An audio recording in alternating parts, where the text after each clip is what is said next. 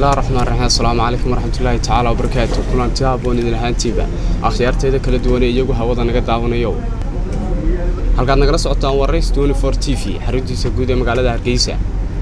داود يا الوحن ورئيس قال لي يرني بريال سري وحكي جت جامعة هذا الكويالة بالوحن نكور يصندونا كلية دا معامل كيا مارين معامل كدولة دا إلا جبرتو جامعة وحاي قبطو يسدي اللورد السكرة معامل وين أحسن waxaa garabkayga midig fadhiya Cabdisamed Xasan Maxamed garabkayga bidixna waxaa fadhiya Khadar Maxamed Xuseen oo baryaalka ah jaamacadda Hargeysa ku soo dhawaada barnaamijka iyo Race 24 TV ma santahay si fiican inuu soo dhawaado Khadar ma santahay ku soo dhaw way Cabdisamed waxaan ku bilaabo bal waxaad sharaxaad ka bixisaa كلية المعامل كدولة محاعي قبطها وكلية محايا بلا بلشدة وشرحايا كلية وحايتها ولا الواد ما حسنتهين سدا في عنا قروح القدن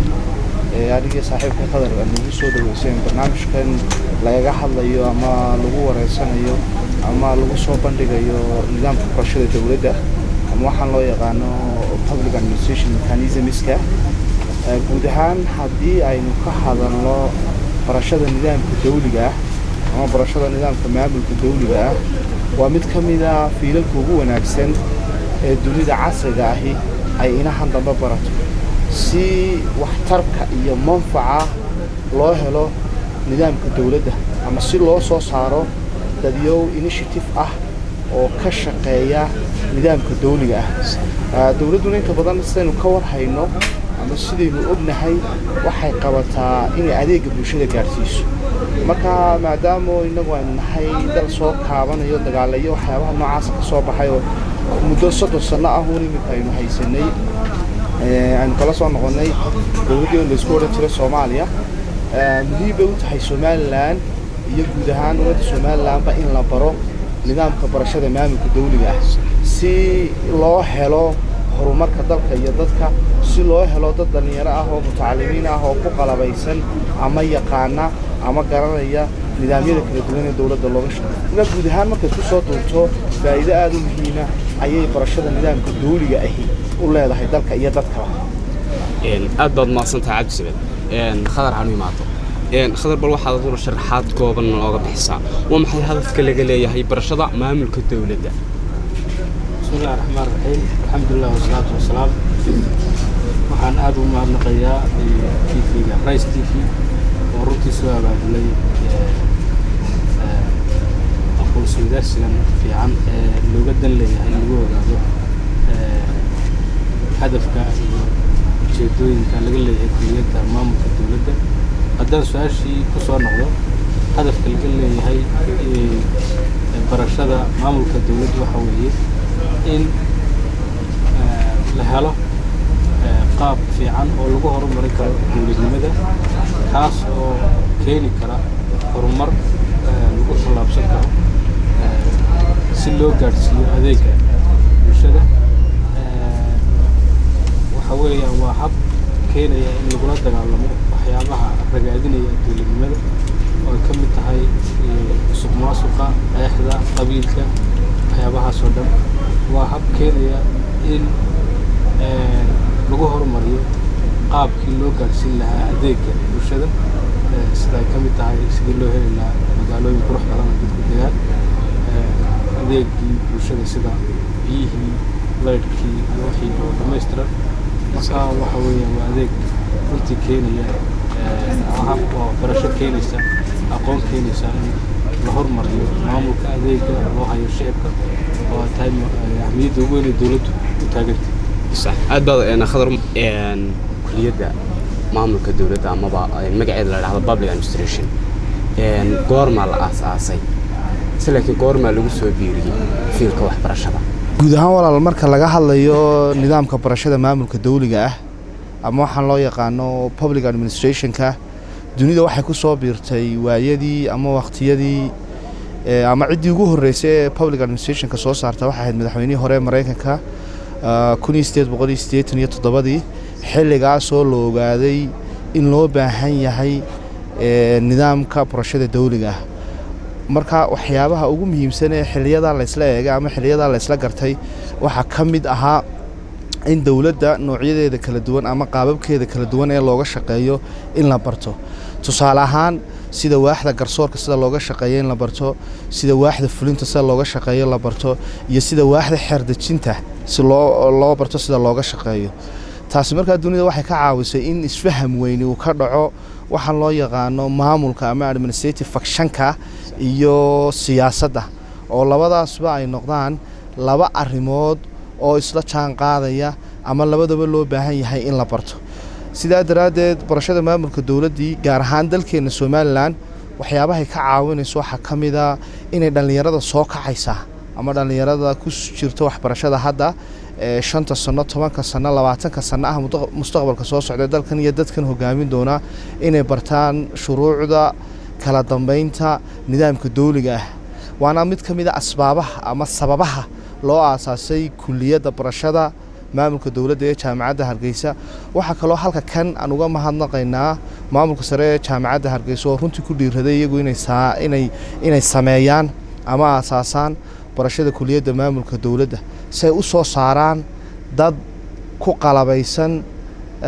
barashada nidaamka dawladda si hadhow toole dalka iyo dadka ay manfac ugu noqdaan dad ma adsan tahay Professor Absamed حنوي ما دخل خضر قفك برتا كلية ماملك الدولة محو جانس وهليا إنه كشقاية حاو جانس وهليا إنه كشقاية لامها كلا دوان الدولة ده وايا وحبرتي وا public administration حوا سيدي أديك الدولة ده الله هرم ولا دتك اللي قارسين لها جانس في عم بوهليا وحكلو جانس وهليا إنه لا شقاية الرضا arrimaha bulshada ka shaqeeya iyaguna dawladda caawiya sida civil service organizationska kuwaasoo iyaguna laftirkoodu ka shaqeeya sidii horumarin lagu sameyn lahaa adeega bulshada uu ka shaqeyn karaa waxyaabahaas oo muhiima waxa kale oo muhiima waxa weeyaan wixii personal ahaan ama shakhsi ahaan isaga laftirkiisu uu habka dawladnimada uu ku soo biirin lahaa haday tahay qoraal haday tahay buug qoraal haday tahay journal soo saaro haday tahay afkaar waayo waa qof aqoonyahana wax bartay marka waxa maanta mar qofku aqoon barto waxa loo baahan yahay inaanu noqon qof iskala fadhiistay laakiin qof wax soo saara taasna uu ku contribute gareyn karaa waxyaabo badan buu qori karaa journal badan buu soo saar research buu sameyn karaa uu marka keenay uu ku sheegayo waxyaabaha loo baahan yahay iyo waxyaabaha mustaqbalka markaas ay tahay in lagu soo biiriyo public administrationka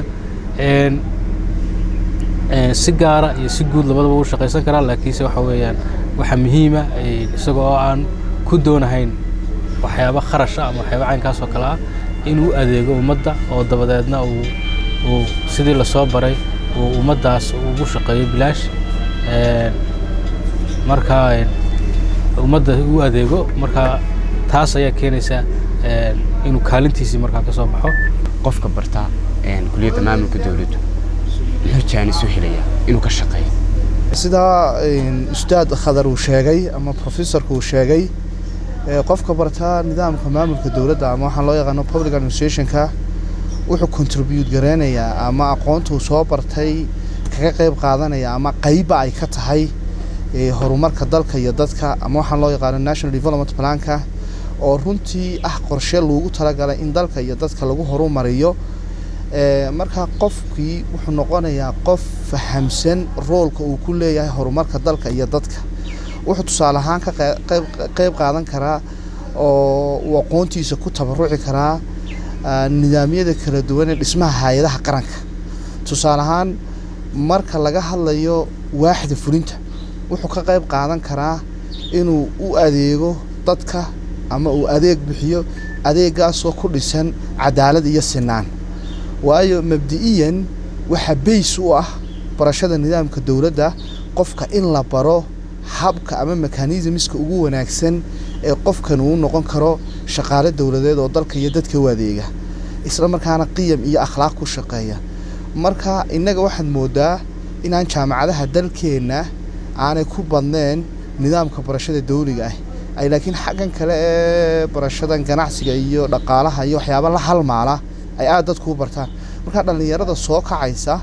ee jaamacadaha dhigata waxyaabaha halka kan aanu kala talinayno ama talooyinka aanu ku siinayno waxa kamid ah maadaama ay doonayaan inay noqdaan adeegayaal bulsho maadaama ay doonayaan inay dalkan iyo dadkan horumariyaan maadaama ay doonayaan inay dadkooda u adeegaan inaanu fahamsiino ku soo dhaweyno barno dariiqadii ay u mari lahaayeen nidaamka kaasoo ah inay bartaan nidaamka barashada maamulka dawladda ama public administrationka taasina hadhow waxay ka saacidaysaa inay noqdaan hogaamiyayaashii qarankan inay noqdaan mas-uuliyiintii qarankan inay noqdaan wasiiradii qarankan inay noqdaan agaasimayaashii qarankan inay noqdaan waayo waxaad arkaysaa meelo badan oo dalkeenna iyo dadkeenna ka mid ah haddaad hadda u fiirsato shaqooyinka lagu talagalay agaasimayaasha guud inay qabtaan caadiyanba marka qofku barto ama sida saxda ah ee nidaamka dawliga uu sheegayo agaasimayaasha guud shaqada ay qabtaan waa shaqo technocrat ama shaqo farsamo ama farsamo yaqaan wanaagsan oo yaqaan qaabka shaqada loo qabanayo ma aha qof ku dhex milmay siyaasadda ma aha qof ka shaqeeya arrimaha siyaasadda ma aha qof wax kale ka shaqeeya laakiin waa qof u taagan inuu ka shaqeeyo gudbinta ama gaarsiinta adeega dadweynaha iyo ku hagida siyaasadda lagu talagalay hadba halku agaasimaha ka yahay marka inahaas qofka barta aad buu fahmayaa inahaas way noqonayaan inay aad ugu dhiirigelino dhalinyarada soo kacaysa aad baad mahadsan tahay professor Cabdisamed Hanuun Maada Khadar waa maxay muhiimadda guud ahaan dalka iyo dadka ay u leedahay barashada maamulka dawladdu aad buu mahadsan yahay Samatar runtii ahmiyad weyn bay u leedahay ahmiyadda u leedahay waa mid taban oo runtii ku soo kordhinaysa waddanka horumar hadday noqoto xagga maamulka kor bay u qaadaysaa maamul wanaag bay keenaysaa hadday noqoto xagga isla xisaabtanka kor bay u qaadaysaa hadday noqoto xagga adeega bulshada iyo qaabkii loo samayn lahaa kor bay u qaadaysaa qofka waxa muhiim ah marka shaqo uu galayo waliba shaqo dawladda uu galayo inuu shaqada uu aqoon u leeyahay aqoon kaliya maaha waliba waa inuu fahansan yahay wax uu qabanayo qof kastoo contract galaya ama heshiis galaya waa inuu waxaan uu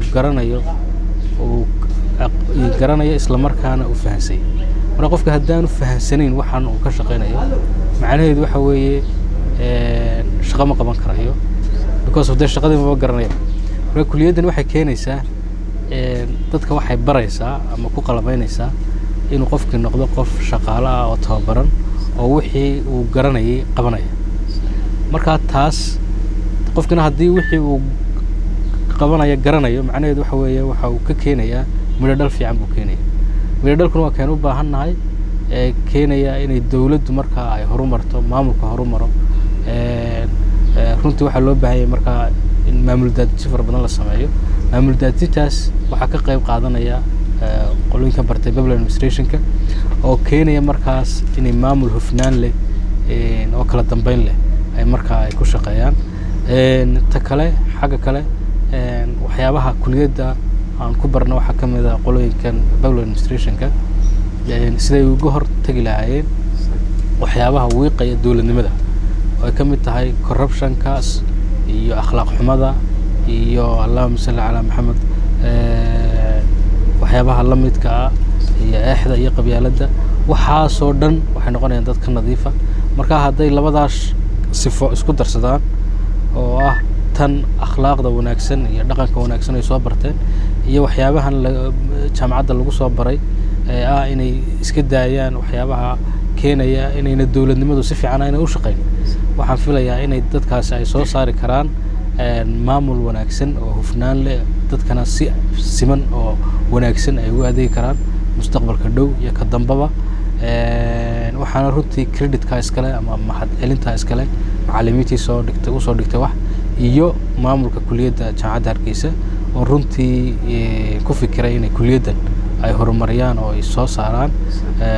oo ay halkaa gaarsiiyaan maanta daawadayaal wali waxaanu dhexda kaga jirnaa waraysi gaar ah oo aanu la yeelanay barayaal wax ka dhigay jaamacadda Hargeysa oo aanu maanta ku falanqeynaynay kulliyadda maamulka dawladdu waxa ay qabato iyo goortii waliba la aasaasay iyo waliba goortii lagu soo biiriyay fiilka waxbarashada way in la helo dad barta ama arday barta kulliyadda maamulka dawladda horumarka iyo walibana dhismaha dawlad wanaagga intee in leeg ka qaadan kartaa badleeda waad mahadsan tahay samatan runtii waxaan aaminsanahay ama aan isleeyahay door muhiim ah ama door laxaad leh ay ka qaadan kartaa dhismaha dawladnimada waayo ardayda inta badan barata maamulka dawladda ama ardaydan anagu wax u dhigno barashada maamulka dawladda waxaanu barnaa sidii ay ugu qayb qaadan lahayn horumarka dalka iyo dadka tusaale ahaan waxyaabahaanu barno waxaa ka mid ah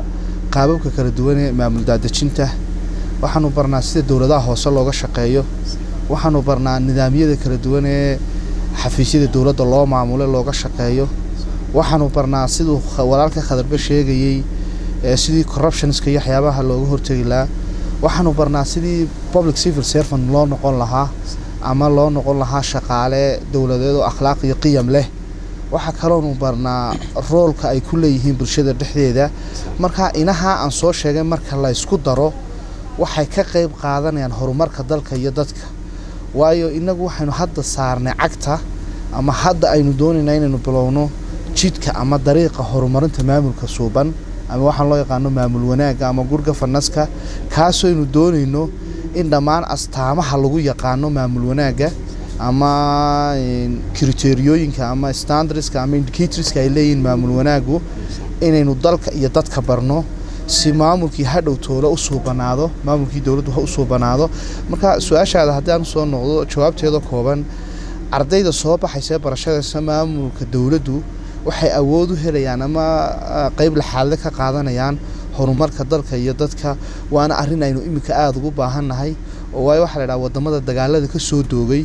marka ay horumarka cagta soo saaraan fiilalka ugu wanaagsan ama waxyaabaha ugu wanaagsan ee la bari kara ama dalka la bari kara waa barashada nidaamka dawladda iyo wixii la halma si dalka iyo dadku uu horumaro marka waxaan aaminsanahay 100% fiilka barashada maamulka dawladda ama public administration ku inuu horumarka dalka iyo dadka qayb laxaad ka qaadanayo aad baad maadsan tahay Cabdi Samed Khadar ma jira wax xiriir oo ka dhaxeeya barashada maamulka dawladda iyo horumarka bulshada xiriir fiican baa ka dhaxeeya waliba positive ka dhaxeeya qofka haddii uu barto maamulka dawladnimada waxa uu si fiican uga adeegay bulshada dawladnimaduna waxay u taagan tahay number 1 waxa weeyaan sidii loogu adeegi lahaa bulshada dawladdu waxa loo dhisayaa waxa weeyaan sidii aan ugu adeegi lahayn bulshada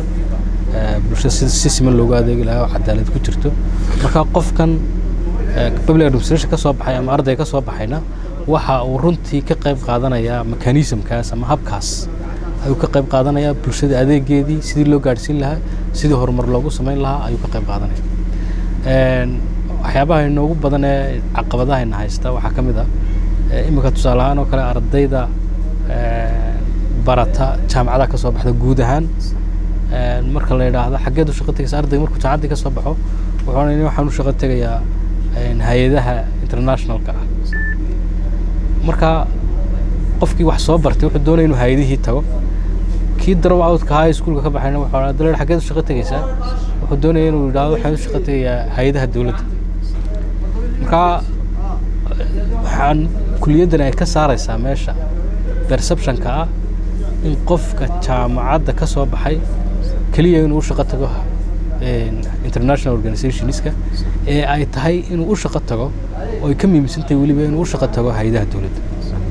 waa isaga aqoontii leh kartidii isaga leh isaga wixii soo bartay isaga wixii fahmaya marka uu taas sameeyo qofkii waxa weeyaan ardaygiisa sameeyo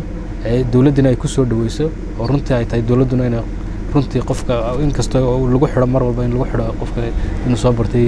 waxbarasho heer jaamacadeed waxay noqonaysaa in maamulkii iyo nidaamkii iyo fiicnaado waxay noqonaysaa adeegii bulshada inuu kor u qaadno intaas haday kor u qaadantana waxa kor u qaadmaya horumarkii bulshada waxay ka horumaraysaa caafimaadkii waxay ka horumaraysaa wadooyinkii waxay ka horumarinaysaa biyihii intaynu taagannahay ee loo socdaana waa intaas inaan soo saarno bulsho caafimaad qabta oo horumar ay hiigsanaysa runtii markaa positive weyn oo xiriir weyn baa ka dhexeeya barashada maamulka dowladnimada iyo horumarka bulshada waana laba shay oo isku xidhan oo mataana ah oon marnaba la kala saari karin waa tahay khadar aad baad mahadsan tahay sida wanaagsaneed u sharaxday xiriirka ka dhexeeya horumarka iyo barashada maamulka dowladda iyo weliba bulshada cabdisamed in haddii ay dadka maamulaya dowlad haddayna aqoontii lagu maamulaya ayna lahayn dadkay maamulayaan saameyn intee leeg bay ku yeelanayaan runtii waa dhibaato jirta oo dalka iyo dadkaba haysata waana arrinta aynu doonayno inaynu meesha ka saarno sidaa walaalka khadar sheegay haddii matalan tusaale ahaan qofkii hay-adaha kala duwan ee dowladda maamulayay ama qofkii public civil servant-ka ahaa ama hay-ad dowladeed u shaqeynaya aanu aqoontii looga baahnaan lahayn waxaa laga yaabaa adeegu bixinaya dhibaato weyn inay soo gaadho dadkiina adeeg fiican oo hufan inaanay helin marka waa mid ka mida ujeedooyinka loo aasaasay kuliyadda barashada maamulka dowladda in la helo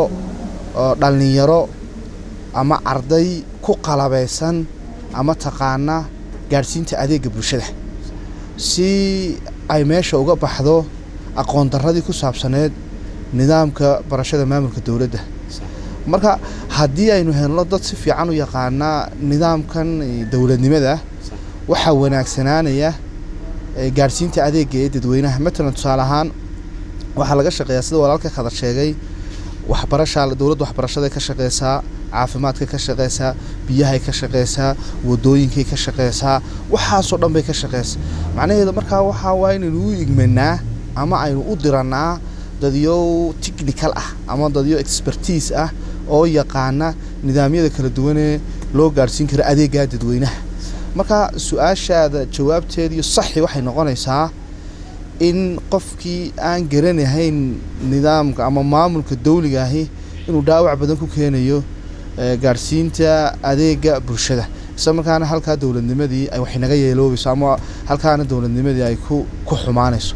aad baad mahadsan tahay barasare cabdisamed hanu imaada khadar anoo su-aashaa ka gudbin aduu maxaad ku daraysaa kolley waa gabagabadii bay taagan tahay waxaan ku darayaa inay ardayda ka soo baxaysa kuliyaddan ay baranaysaa inay ku dhiiradaan siday ula shaqayn lahaayeen dowladda inay dowladduna soo dhaweyso inay ku dhiiradaan inay ka qayb qaataan horumarka dalka inay ku dhiiradaan inay markaa ay had iyo jeer la socdaan waxyaabaha keenaya in kor loo qaado arrimaha bulshada ama dowladda waxaa muhiim ah oo mar walba muhiim noqonaysa marka laga hadlayo public administrationka in keliya maaha in qofku si theory u barto laakiinse si practical inuu u bartaa muhiima practicalka jaamacaddu runtii waa isku dayna inay fududayso waxaa kaloo muhiima qofka hadduu xataa si individual ama si shakhsi isagu u raadsan karo inuu hay-adaha dowladda uu internship ama shaqo barasho uu kula sii shaqayn karo intaa digriga baranaya iyaduna faa'iido weyn ayay iyaduna usoo kordhinaysaa waxaa kaloo muhiima oo aad u muhiima aan ku celcelinayaa dowladdu marka ay qaadanayso dad ay qaadanayso qofkaasi waa contract buu la gelayaa dowladda heshiis buu la gelayaa heshiiska marka qofku uu gelayo sharci ahaan waxa weeyaan muhiim waxa weeyaan inuu qofku garanayo waxaan uu loo diranayo inuu garanayo marka waxaan loo diranaya haddaanu qofkii aanu aqoon u lahayn macnaheedu waxa weeye heshiiskaasi madmadow badan baa soo geli karaa madmadow badan baa soo gala qofkii dee shaqadii maba garanayaba marka maxaynu ku garan karnaa shaqadii inuu qofku garanaya waxa weeyaan waxaa lagu garan karaa inuu qofkaasi yahay qof ehel u ah waxbarashadii oo degree at least jaamacadeed sita waliba kuliyaddan public administrationka ah haddii ay tahay khaas u tahay meesha la doonaya public administration marka arrinkan ku celinaya waxa weeyaan in aad la isaga ilaaliyo qofka la qaadanayo oo loo qaato qof aqoontii leh isla markaana positionkii garanaya ku habboon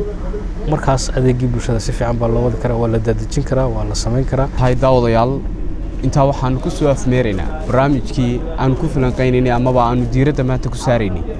kuliyadda barashada maamulka dowladdu waxa ay qabato iyo waxa ay tahay waxaan si gaara ugu mahad celinayaa professor cabdisamed xasan maxamuud iyo khadar maxamuud xasan oo ah barayaal wax ka dhiga jaamacadaha dalka ku yaala gaar ahaan jaamacadda Hargeysa waxaa muuqaalka quruxda badan la duubayay Xamse Xadaari anigoo waxaan barnaamijkeeda la socodsiinayay anigoo Samatar Cumar Ismaaciil inta aynu barnaamij xiga ku kulmi doono waxaan idinkaga tageynaa sidaas iyo assalaamu calaykum waraxmatullaahi tacaala wa barakaatuh